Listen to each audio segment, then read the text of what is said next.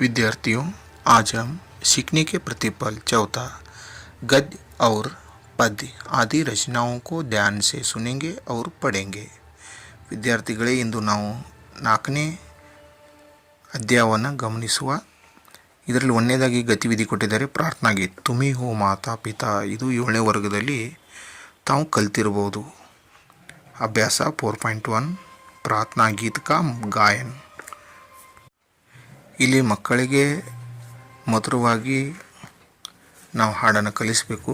ಕಲಿಸಿದ ನಂತರ ಮಕ್ಕಳು ಅದನ್ನು ಹಾವಭಾವದೊಂದಿಗೆ ಹಾಡುತ್ತಾರೆ. ತುಮಿ ಹೋ ಮಾತಾ ಪಿತಾ ತುಮಿ ಹೋ ಬಂಧು ಸಖಾ ತುಮಿ ಹೋ. ವಿದ್ಯಾರ್ಥಿಗಳೇ ಹಾಗೂ ಶಿಕ್ಷಕ ಮಿತ್ರರೇ, ಈ ಒಂದು ಅಧ್ಯಾಯವನ್ನು ಪೂರ್ಣವಾಗಿ ಹಾಡನ್ನು ಹಾಡುತ್ತಾ ಮಧುರವಾಗಿ ಮಕ್ಕಳಿಗೆ ಕೇಳುವಾಗೆ ತಾವು ಸ್ವರಚಿತವಾಗಿ ಹಾಡಿರಿ. ಇಲ್ಲಾಂದರೆ ಈ ವಿಡಿಯೋ ಇನ್ನೂ ಹೆಚ್ಚು ಸಮಯ ತೆಗೆದುಕೊಳ್ಳುತ್ತದೆ. ಆ ಕಾರಣದಿಂದ ತಮಗೆ 2 ಲೈನನ್ನು ತಿಳಿಸಿದ್ದೇವೆ. ಅದೇ ಥರನಾಗಿ ತಮಗೆ ಇನ್ನೂ ಮಧುರವಾಗಿ ಮಕ್ಕಳಿಗೆ ಕಲಿಸಿಕೊಟ್ಟರೆ ಭಾರಿ ಉತ್ತಮ. ಅಭ್ಯಾಸ 4.2 ಪದ್ಯ ಮೇ ಪ್ರಯುಕ್ತ ನಿಮ್ನ ಶಬ್ದೋಂಕೋ ದೋಹರಾಯಿ. ಇಲ್ಲಿ ಕೊಟ್ಟಂಥ ಶಬ್ದವನ್ನು ಕೊಟ್ಟಿದ್ದಾರೆ, ಅವುಗಳನ್ನು ಉಚ್ಚಾರಣ ಅಂದರೆ ಗಟ್ಟಿಯಾಗಿ ಹೇಳಬೇಕು. ಚರಣ್, ಸಖ, ಬಂಧು, ಹಮ್ ಈ ರೀತಿಯಾಗಿ ಬರ್ತಕ್ಕಂಥ ಶಬ್ದಗಳನ್ನು ಮಕ್ಕಳಿಗೆ ಕಲಿಸಬೇಕು. ಈ ಪದ್ಯವನ್ನು ಹಾಡಿದ ಮೇಲೆ ಪ್ರಶ್ನೆಗಳನ್ನು ಕೊಡಲಾಗಿದೆ. ಆ ಪ್ರಶ್ನೆಗಳ ಉತ್ತರಗಳನ್ನು ಹೇಳಲಿಕ್ಕೆ ಬರಬೇಕು. ಅದೇ ಥರನಾಗಿ ಇಲ್ಲಿ ಪದ್ಯ ಪೂರ್ಣ ಮಾಡಲು ಕೂಡ ಹೇಳಿದ್ದಾರೆ. ಅಭ್ಯಾಸ 4.3 ಅಭ್ಯಾಸ 4.3 पद्य पूर्ण करके सस्वर वाचन कीजिए. पहला, ತುಮಿ ಹೋ ಮಾತಾ ಪಿತಾ ತುಮಿ ಹೋ. ಅಲ್ಲಿ ಒಂದು ಲೈನ್ ಕೊಟ್ಟಿದ್ದಾರೆ.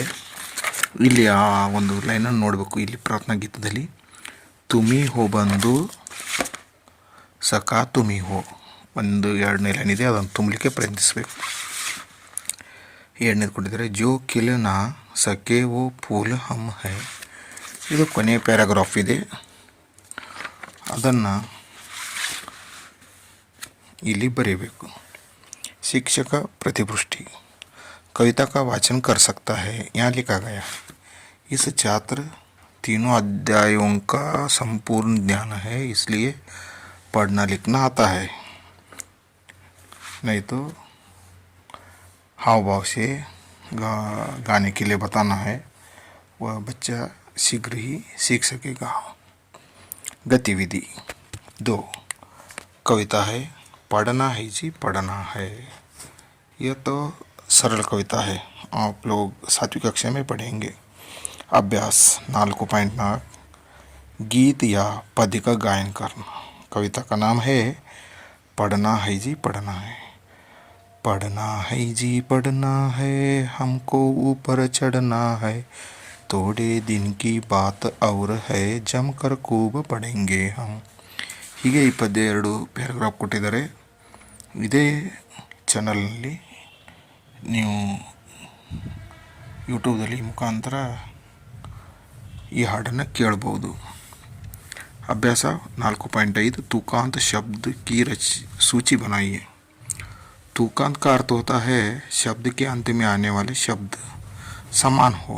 यहाँ देखिए, उदाहरण के लिए पढ़ना चढ़ना है, अंत का जो अक्षर है देखो वर्ण ना है, इसी को तुकांत शब्द कहा जाता है. करना है, यहाँ इस पद्य के आधार पर लिखना है, नहीं तो आपको जो आता है वही लिख सकते हैं.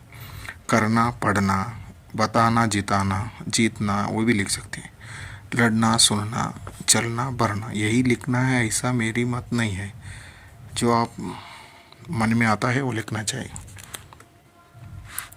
अभ्यास 4.6 निम्नलिखित शब्दों का वाक्यों में प्रयोग करके पढ़िए. ನಮೂನ ಹೈ ಪढ़ना है जी पढ़ना है. ಈ ಒಂದು ಪ್ಯಾರಾಗ್ರಾಫ್ದಲ್ಲಿ ಕೊಟ್ಟಂಥ ಕವಿತೆಯಲ್ಲಿ ಅದರಲ್ಲಿ ಇರ್ತಕ್ಕಂಥ ಯಾವ ರೀತಿ ಇದೆ ಅದನ್ನೇ ಇಲ್ಲಿ ಬರೀಲಿಕ್ಕೆ ಪ್ರಯತ್ನಿಸಬೇಕು. ಇಮ್ತಿಹಾನ್ ಅಲ್ಲಿ 2ನೇ ಪ್ಯಾರಾಗ್ರಾಫದ 1ನೇ ಲೈನ್ದಲ್ಲಿ ಕೊಟ್ಟಿದ್ದಾರೆ. ಇಮ್ತಿಹಾನ್ ಮೇ ತಾಲ ठोंककर जमकर खूब पढ़ेंगे हम. 1ನೇ ಪ್ಯಾರಾಗ್ರಾಫದ 4ನೇ ಲೈನ್. हमको ऊपर चढ़ना है, ಇಲ್ಲಿ ಒಂದನೇ ಪ್ಯಾರಾಗ್ರಾಫ್ದಲ್ಲಿ ಎರಡನೇ ಲೈನ್ ಇದೆ. ಪಾಸ್ ಪಾಸ್ ಇಮ್ತಿಹಾನ್ ಕರ್ನಾ ಹೈ, ಎರಡನೇ ಪ್ಯಾರಾಗ್ರಾಫ್ದ ಮೂರನೇ ಲೈನ್. ಹೀಗೆ ಕೊಟ್ಟಂಥ ಲೈನ್ಗಳನ್ನು ಸರಿಯಾಗಿ ಓದಲು ಬರೆಯಲು ಬರಬೇಕು. अभ्यास 4.7 निम्नलिखित प्रश्नों के उत्तर पढ़कर लिखिए. ಈಗಾಗಲೇ ಈ ಪದ್ಯವನ್ನು ಕೇಳಿದ್ದೀರಾ, ಒಂದು ಸಲ ಮಧುರವಾಗಿ ಹಾಡಿ. ಈಗ ಪ್ರಶ್ನೆಗಳನ್ನು ನೋಡೋಣ. हमको कहाँ चढ़ना है, हमको पढ़कर ऊपर चढ़ना है. ಎರಡನೇ ಪ್ರಶ್ನೆ ಇದೆ, जमकर हम कहाँ क्या करना है, जमकर खूब पढ़ना है. ಮೂರನೇ ಪ್ರಶ್ನೆ ಇದೆ, इम्तिहान में कैसे लड़ना है, इम्तिहान में ताल ठोंक कर लड़ना है. चौथा प्रश्न है, क्या पास करना है, इम्तिहान पास करना है. अभ्यास 4.8 रंग भरिए और लिखिए. ಇಲ್ಲಿ ಮೋರ್ ಕ ಚಿತ್ರ, ಮೋರ್ ಅಂದರೆ ನವಿಲು, ಅದೇ ಚಿತ್ರ ಇಲ್ಲಿ ಕೊಟ್ಟಿದ್ದಾರೆ. ಅದಕ್ಕೆ ನೀವು ಬಣ್ಣವನ್ನು ಜೋಡಿಸಬೇಕು, ಅಂದರೆ ಬಣ್ಣವನ್ನು ತುಂಬಬೇಕು. ಅದರ ಬಗ್ಗೆ ಒಂದು 4 ಲೈನನ್ನು ಬರೀಬೇಕು. ನೀವು ಹೇಗೆ ಬರೆದ್ರೂ ಕೂಡ ಉತ್ತಮ. ಇಲ್ಲಿ ಈ ಮಗು ಬರೆದಿದೆ, ಯ ಮೋರ್ ಕಾ ಚಿತ್ರ ಹೈ ಅಂದರೆ ಸಿಂಪಲಾಗಿ ಬರೆದಿದ್ದಾಳೆ. ಇದು ನವಿಲಿನ ಚಿತ್ರ. ಮೋರ್ ರಾಷ್ಟ್ರ ಪಕ್ಷಿ ಹೈ, ಇದು ಈ ನವಿಲು ಅನ್ನೋದು ರಾಷ್ಟ್ರ ಪಕ್ಷಿ ಅಂತ ಬರೆದಿದ್ದಾಳೆ. ಮೋರ್ ಬಹುತ್ ಸುಂದರ ಹೈ, ನೋಡಲಿಕ್ಕೆ ಭಾಳ ಚಂದವಾಗಿದೆ. ಅಂದರೆ ನೀವು ಬಣ್ಣವನ್ನು ತುಂಬಿಟ್ರೆ ಚೆನ್ನಾಗಿ ಕಾಣ್ತಾ ಇದೆ. ಮೋರ್ ವರ್ಷಾಮೆ ಪಂಖ ಪೈಲ್ಕರ್ ನಾಚ್ತಾ ಹೈ, ಮಳೆಗಾಲದಲ್ಲಿ ತನ್ನ ರೇಖೆಗಳನ್ನು ತೆಗೆದು ಕುಣಿಯುವುದನ್ನು ತಾವು ಗಮನಿಸಬಹುದು. ಅಂದರೆ ಮಳೆಗಾಲದಲ್ಲಿ ಉತ್ತಮವಾಗಿ ಕುಣಿತಾ ಇರತಕ್ಕಂಥ ದೃಶ್ಯವನ್ನು ತಾವು ನೋಡಬಹುದು. शिक्षक प्रतिपुष्टि शब्दों की रचना कर सकता है. देखिए, कविता पढ़ सकता है और मोर का जो चित्र देखकर यहाँ लिखने लगा, इसलिए यह रचना कर सकता है, लिखा गया है. गतिविधि है तीसरा, गीत या कविता का गायन करना. अभ्यास 4.9 यहाँ कविता का नाम है मैं भी नाम कमाता. ಇದು ಕೂಡ 7ನೇ ವರ್ಗದಲ್ಲಿ ಕೂಡ ಇದೆ. ಈ ಕವಿತೆಯನ್ನು ಮಧುರವಾಗಿ ಹಾಡಬೇಕು. ಮಕ್ಕಳು ಆದಷ್ಟು ಬೇಗನೆ ಕಲಿಯುತ್ತಾರೆ. ಕಲಿತು ತಾವು ಕೂಡ ಹಾಡನ್ನು ಹಾಡಲಿಕ್ಕೆ ಇಷ್ಟಪಡ್ತಾರೆ. ಅಭ್ಯಾಸ 4.10 ಪದ್ಯ ಭಾಗಕ್ಕೆ ಪಂಕ್ತಿಯೋं का मिलान कीजिए. ಇಲ್ಲಿ ಹೊಂದಿಸಿ ಬರಲು ಕೊಟ್ಟಿದ್ದಾರೆ. ರೋಜ್ ಸೀಮಾ ಇಲ್ಲಿ ಕೊಟ್ಟಿದ್ದಾರೆ. ಹಾಗಾದರೆ ರೋಜ್ ಸೀಮಾ ಕೀ ಕಬರೆ ಜೋಡಿಸ್ಬೇಕು. ಅಂದರೆ ಇಲ್ಲಿ ಕೊಟ್ಟಂಥ ಗೆರೆ ಎಳಿಬಾರ್ದು. ಆ ಒಂದೇ ಉತ್ತರ ಏನೈತಿ ಇಲ್ಲಿ ಮೇಲ್ಗಡೆ ಬರಿಬೇಕು. ಅಗರನ ಹೋತಾ ಚೋಟಾ ಬಚ್ಚ ಇಲ್ಲಿ ಮೇಲ್ಗಡೆ ಬರಿಬೇಕು.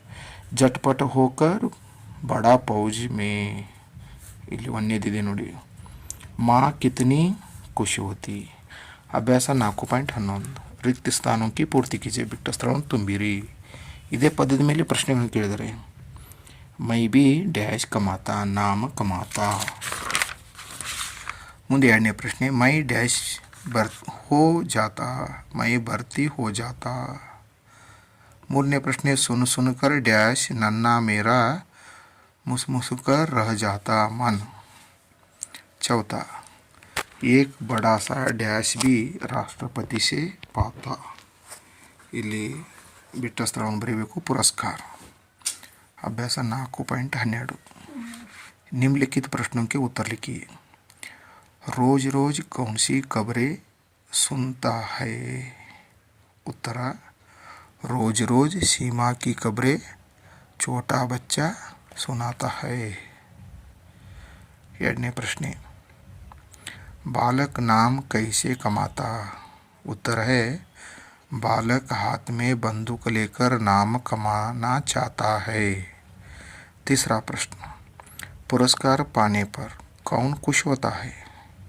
कौन खुश होती. उत्तर है, पुरस्कार पाने पर माँ खुश होती. चौथा प्रश्न, बालक पुरस्कार किससे पाना चाहता है. बालक पुरस्कार राष्ट्रपति से पाना चाहता है.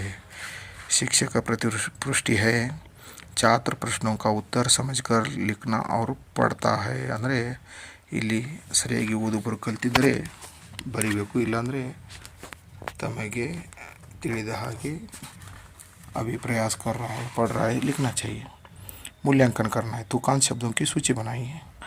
करना पढ़ना, बताना सुनाना, लड़ना चढ़ना, ಚಲನ ಜಿತ್ನ. ತೂಕ ಅಂತಂದ್ರೆ ಕೊನೆಯ ವರ್ಣ ಸಮಾನವಾಗಿರಬೇಕು.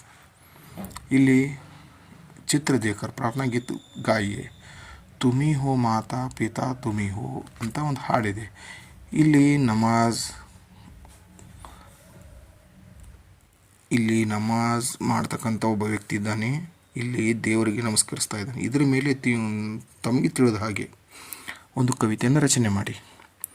ಸೋಚಿಯೇ ಪರಿಯೋಜನಾ कोई अन्य ಪ್ರಾರ್ಥನಾ ಗೀತ ಈ ಪ್ರಾರ್ಥನಾ ಗೀತ ಅನ್ನೋದಕ್ಕಿಂತ ತಮ್ಮ ಮೊದಲನೇ ಪಾಠ ಇದೆ 8ನೇ ವರ್ಗದಲ್ಲಿ ಪ್ರಾರ್ಥನಾ, ಅದನ್ನೇ ನೀವು ಇಲ್ಲಿ ಬಳಕೆ ಮಾಡ್ಕೋಬೋದು.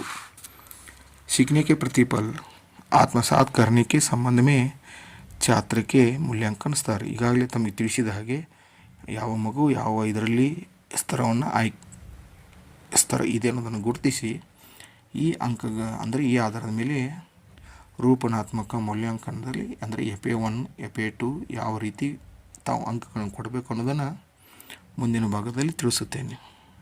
ಧನ್ಯವಾದಗಳು.